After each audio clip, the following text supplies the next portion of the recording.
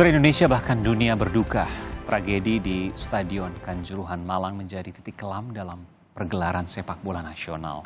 125 orang meninggal akibat insiden di Stadion Kanjuruhan pada Sabtu malam. Bukan karena bentrok antar supporter, tapi korban didominasi oleh penonton yang merupakan pendukung Arema FC atau Aremania yang terkena gas air mata hingga berdesakan keluar dan mengalami sesak nafas. Sementara itu, Kemenkes mencatat ada 306 orang yang mengalami luka. Peristiwa di Malang ini menjadikan Indonesia masuk dalam tragedi sepak bola terkelam dalam sejarah dunia. Pada 1964, sebanyak 828 orang meninggal di Estadio Nasional di Lima, Peru setelah polisi menembakkan gas air mata menyebabkan eksodus massal. Tahun 2001, kejadian di Ghana yang menelan korban jiwa sebanyak 126 orang. Lalu apa catatan atas tragedi Kanjuruhan ini? Bagaimana kesaksian korban selamat? Selengkapnya kami akan tayangkan informasi berikut ini.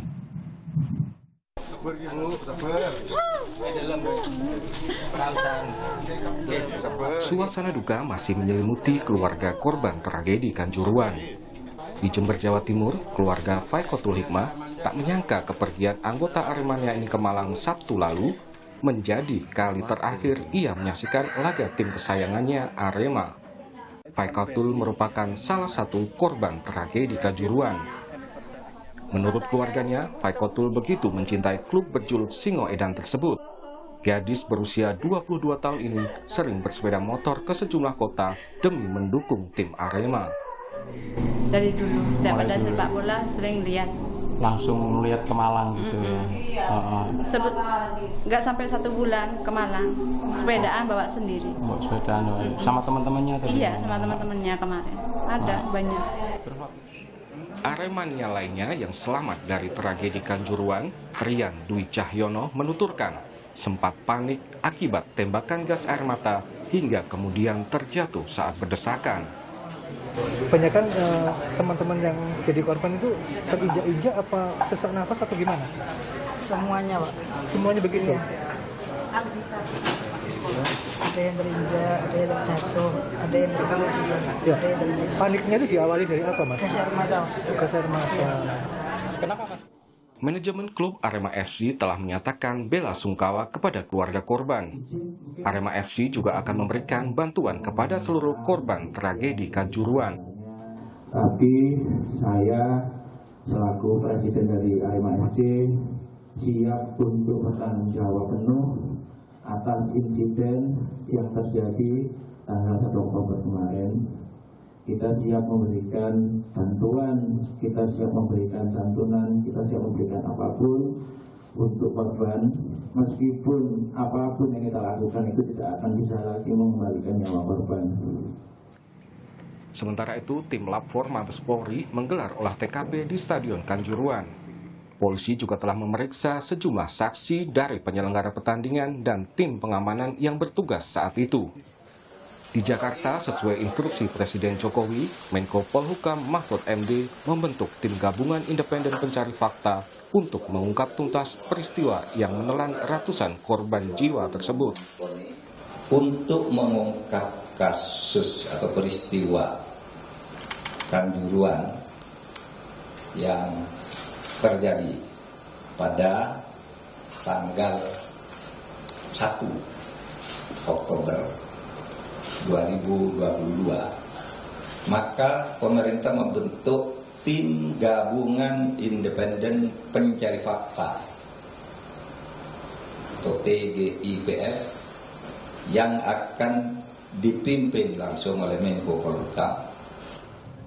Duka tragedi Kanjuruhan bukan hanya dirasakan masyarakat Indonesia.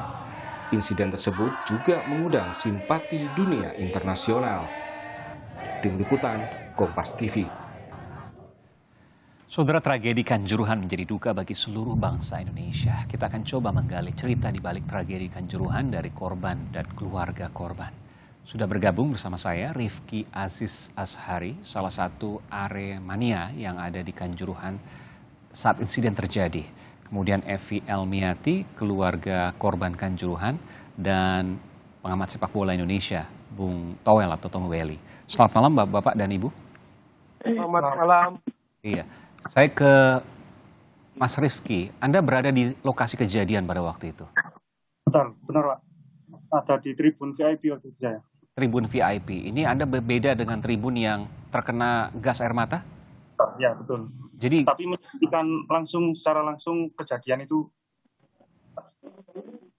Ya, gimana kalau Anda gambarkan? Posisi yang terkena gas air mata sebelah mana, Anda di sebelah mana misalnya? Kalau posisi saya itu di tribun VIP, kalau di kamera televisi biasanya itu ada di sorot kamera itu. Jadi yang terkena gas air mata itu di bagian tribun selatan, timur, sama tribun utara. Oke. Arahnya tapi memang tidak ke Anda ya, karena enggak beda ya? Ke tribun VIP. Kebanyakan ke tribun mana selatan, kemudian di timur dan di utara, Pak. Tapi Anda bisa merasakan sesak nafasnya waktu itu atau mungkin perihnya? Itu apa? Langsung sesak nafas, Pak. Jadi berapa menit setelah tembakan itu kayak ke bawah angin itu udah matanya perih gitu, Pak. Sudah bau itu, hidungnya harus ditutup gitu. Padahal jarak berapa meter itu dari gas air matanya? Kurang lebih? Kurang lebih 50 meter gitu, 50-70 meter gitu, Pak. Kan kalau seberang-seberangan kan sekitar 150 meter ya, antara tribun satu dengan tribun yang lain. Karena kan satu lintasan lari itu 100 meter, 100, 400 total. Jadi sekitar 100 meter mungkin ada? Mungkin ada, 100 meter ada. Kan yang posisi penembaknya itu di dekat tribun 14. Jadi yang waktu di tribun 14 ditembak itu jadi asapnya itu ke bawah sampai ke VIP gitu, ke area bagian VIP. Ada siapa aja di VIP waktu itu? Banyak. Waktu itu juga ada keluarga pemain masih juga ada di situ, di atas di VIP. Terus tamu undangan juga masih ada. Jadi menyelamatkan ke arah belakang ke bagian mana toilet dari VIP itu. Arah belakang itu maksudnya naik ke atas atau gimana? Naik ke atas ke arah toilet VIP-nya, Pak. Semua dari tamu dari keluarga pemain seperti itu. Tapi nggak bisa keluar karena pintunya hanya satu. Pintunya di bawah itu juga ini, Pak, banyak, kan itu sudah banyak korban. Jadi kebanyakan korban dibawa ke arah VIP karena di VIP itu kan dekat dengan tim medis, dekat dengan ambulan. Jadi aksesnya itu ke VIP semua. Jadi di pintu keluar VIP itu banyak korban yang sudah berjatuhan, Pak, yang sudah dijajar-jajar gitu, Pak. Oh, Anda melihat yang sudah dijajar-jajar, maksudnya sudah meninggal atau dalam keadaan tidak sadar minimal? Ada yang masih ini, Pak, kejang-kejang, ada yang sudah mukanya biru gitu, Pak. Semua saya melihat sendiri. Ada berapa? Yang saya lihat waktu itu ada 5, Pak. 5 terus 1 ada polisi. Polisi sudah tidak ada umurnya juga, Pak. Polisi juga yang jadi korban ya? Ya, masih pakai seragam tapi sudah ditutupin pakai waktu itu. Kemungkinan meninggal. Sudah ditutupin pakai apa? Banner gitu, Pak. Jadi saat gitu. Oke. Saya ke Bu Elmi. Bu Elmi, bisa mendengar saya? Iya. Turut berduka, Bu, atas apa yang terjadi. Suami Ibu betul ya? Ada suara di belakang, mungkin bisa dikecilkan, Bu? Ini masih ada kajian. Oke, baik. Dan kita lanjutkan informasi terkait dengan dialog saya bersama dengan Rifki Aziz Ashari, salah satu Aremania yang ada di Kanjuruhan saat insiden terjadi, kemudian Evi Elmiati, keluarga korban Kanjuruhan, dan pengamat sepak bola Indonesia Tommy Welly. Saya ke Mbak Ibu Elmi. Ibu Elmi, iya, turut berduka atas apa yang terjadi, Ibu. Jadi suami Ibu betul ya? Iya, betul. Sendirian nontonnya, Bu? Atau bersama teman-teman pada waktu itu? Gimana ceritanya? Sama keluarga. Sama keluarga, siapa saja, Bu? Iya. Sama keluarga dari suami, keluarga dari saya. Berapa orang? Kalau dari rumah 3 orang, saya, anak saya, terus mampir ke rumah tuh anak banyak, Pak. Lupa deh. Soalnya kan langsung janjian di tempat kejadian itu di Kanjuruhan. Oke. Mohon maaf, saya harus tanyakan ini, Bu. Yang meninggal berapa orang, Bu? 2, suami sama anak saya. Suami dan anak Ibu. Anak Ibu usia berapa? usia 3 tahun setengah. 3 tahun setengah? Iya. Memang sering nonton sepak bola usia 3 tahun setengah diajak ayahnya? Nggak pernah, cuma 3 kali ini. Baru kali ini? Iya, 3 kali ini. 3 kali ini, artinya sudah 3 kali ya, Bu? Iya. Oke. Ibu nggak pernah ikut? Nggak pernah. Iya, sama saya juga, Pak. Saya, suami, sama anak saya. Iya.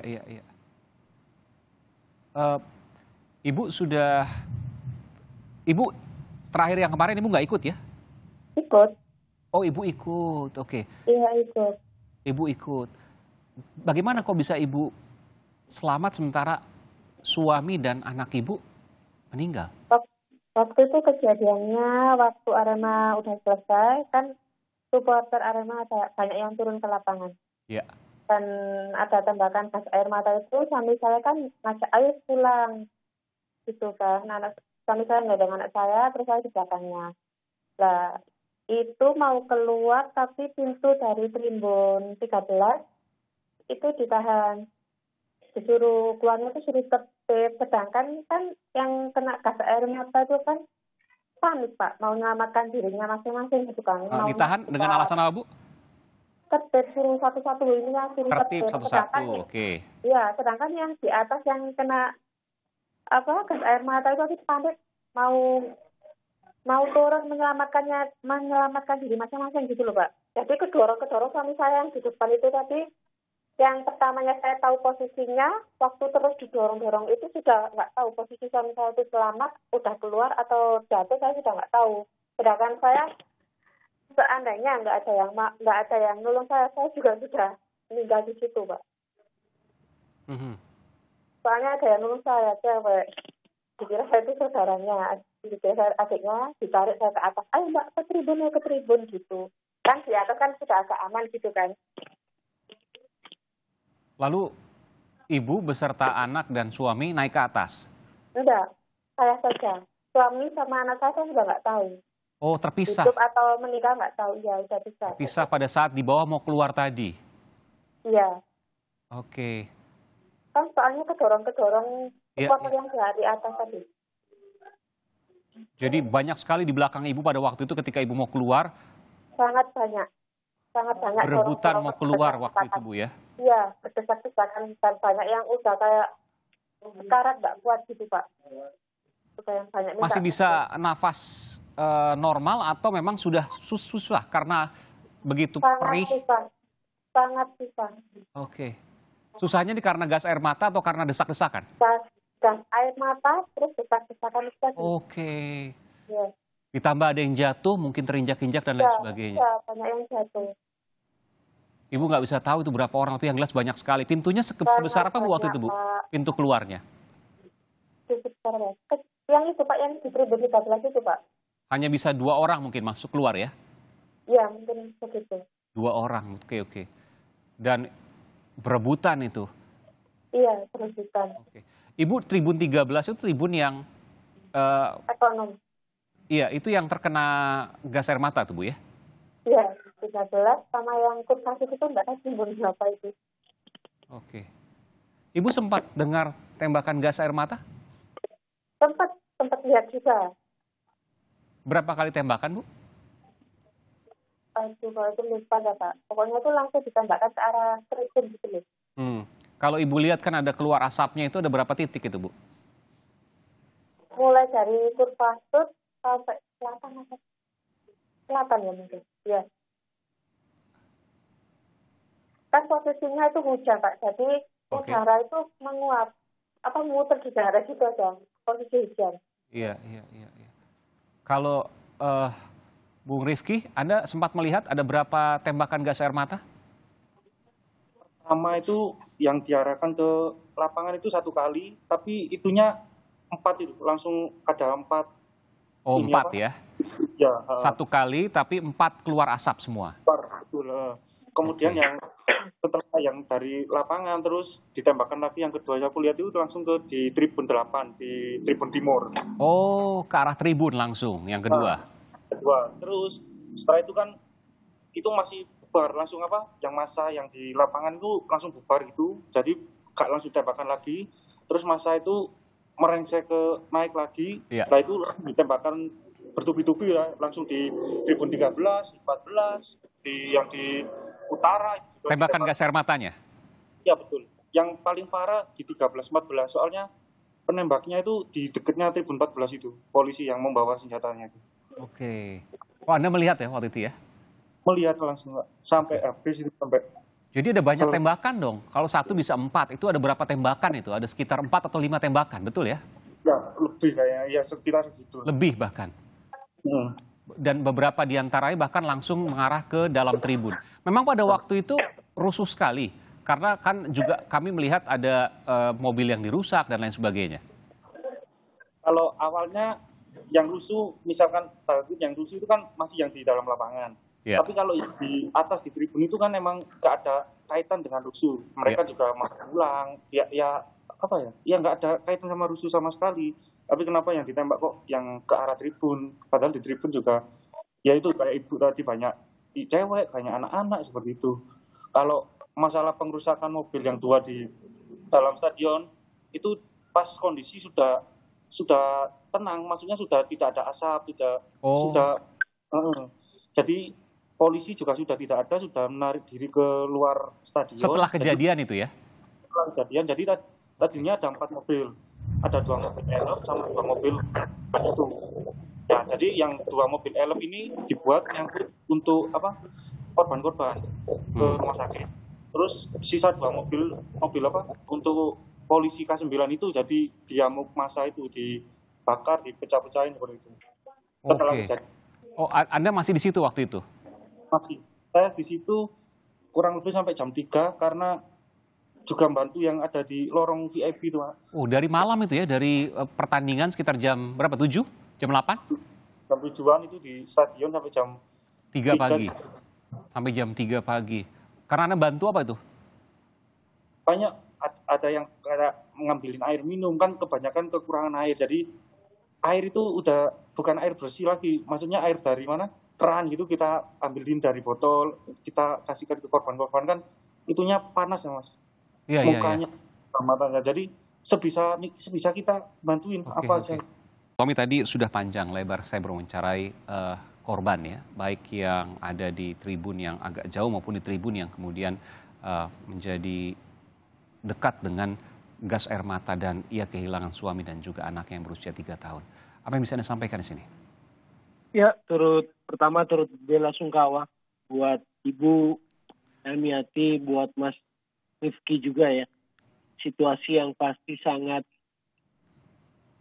bukan situasi yang apa ya, ya kita pahami lah, saya sulit menemukan kata-katanya. Dan ini belum pernah terjadi sekalipun di Indonesia. Luar biasa nih, yang terbesar. Ya, jadi buat saya ini noda hitam ya. Noda hitam dalam sejarah sepak bola Indonesia, Mas Aiman. Ini sangat buruk. Sepak bola itu kan peradaban. Dan era sepak bola sekarang kan era modern. Tapi yang terjadi kan bagaimana korban jiwa begitu amat sangat banyak. Ini yang membuat kita sulit untuk bicara ya. Campur aduk antara perasaan berduka, sedih, kecewa, dan juga ada rasa marah gitu loh. Kenapa bisa seperti ini?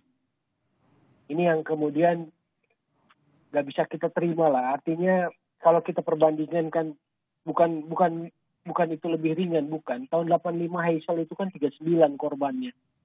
Tahun 89 Hillsborough itu kan korbannya 96 korban jiwa. Dan kita ini kan di era seperti sekarang, di zaman yang lebih modern, yang harusnya peradaban makin lebih maju, ternyata mengalami situasi yang sangat buruk gitu. Ini yang bikin miris dengan apa yang terjadi di Kanjuruhan itu. Hingga kemudian kita menyebutnya sebagai sebuah tragedi.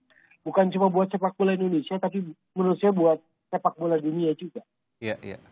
Ada 3 fakta yang kemudian terungkap. Pertama adalah penggunaan gas air mata. Yang kedua adalah over capacity atau penonton yang jumlahnya melebihi dari kapasitas 38.000 tapi kemudian ada lebih dari 42.000. Kemudian yang ketiga adalah imbauan untuk tidak melakukan malam hari, tapi siang hari. Saya ingin mulai dari yang ketiga dulu. Adakah kemudian pengaruhnya kalau memang ini dilakukan di sore hari, katakanlah 3:30 sore hari ya, itu akan lebih terkendali? Iya, itu kan pasti pertimbangan dari pihak keamanan saya pikir. Iya. Sore hari. Anda yang lama kemudian di pertandingan sepak bola, mungkin Anda melihat apa yang mungkin bisa terjadi kalau sore hari? Enggak, saya sebelum bicara itu, maka saya akan cerita bahwa di awal kompetisi ada beberapa supporter yang meninggal dalam perjalanan pulang setelah menyaksikan tim kesayangannya bertanding malam hari. Jadi seperti tadi Mas Rifki cerita atau mungkin teman-teman lain dari jarak yang lebih jauh untuk menuju Kanjuruhan misalnya, itu kan menempuh katakanlah kalau mainnya malam jam 8 seperti kemarin, pasti dari siang itu udah berangkat. Sore tiba katakanlah jam 6 supaya bisa segera masuk ke stadion, dapat posisi yang bagus. Jam 8 pertandingan, selesai jam 10 normalnya. Dan kemarin di awal musim itu ada beberapa supporter yang meninggal karena kecelakaan lalu lintas sepulangnya dari pertandingan malam. Karena lelah begitu ya? Karena lelah atau apapun juga lah ya. Oke. Karena fisik. Nah, maksud saya itu kan sebetulnya bisa jadi alarm. Alarm dalam bahwa kita sebetulnya secara prinsip tidak boleh ada nyawa melayang untuk dan karena sepak bola menurut saya gitu loh. Jadi resiko-resikonya diminimalisir. Bahwa pertandingan kemarin adalah pertandingan yang punya risiko tinggi juga harus diperhitungkan. Tentu hanya orang-orang sepak bola yang bisa memperhitungkan itu karena kasat matanya kan nggak kelihatan itu bahayanya. Tetapi buat orang sepak bola paham. Misalnya buat Aremania, kenapa Aremania mengungkapkan kekecewaannya misalnya gitu. Saya tidak membenarkan Aremania turun ke lapangan dan itu kan tidak semua elemen Aremania turun ke lapangan. Misalnya begini, kemarin di Kanjuruhan 2 kali kalah di home run lawan Persib, lawan Persija. Tentu mengecewakan. Ini dari sudut pandang sepak bola. Tapi begitu lawan Persebaya kalah, itu kan sesuatu yang sangat memicu ketidakpuasan, kekecewaan yang mendalam.